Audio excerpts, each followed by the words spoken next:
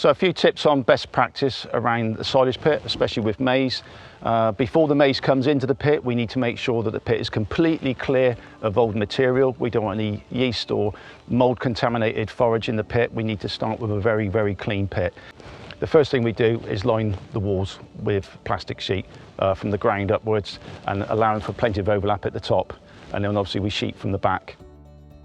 As we're filling, we're going to fill in layers of 4 to 6 inches. That way we get better consolidation, and we're trying to remove as much air as possible because air and forage do not mix. So we need to exclude as much air as possible to get an anaerobic fermentation going.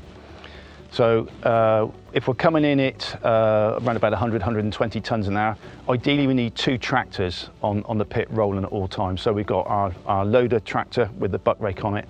That will be putting the silage in and consistently rolling. But we need a second tractor, somewhere in the region of about 14 tonnes, ideally with a compactor on the back as well. And that will be continuously rolling the forage as well. And that will minimise any dry matter losses and get the fermentation going as quickly as possible. When we finished filling the pit, what we need to do then is one final roll and then apply a cling film on the top to seal the pit.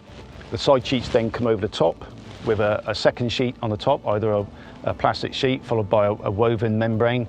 And then we need to completely cover the top of the pit with tyres, or if it's an indoor clamp, we could use bales.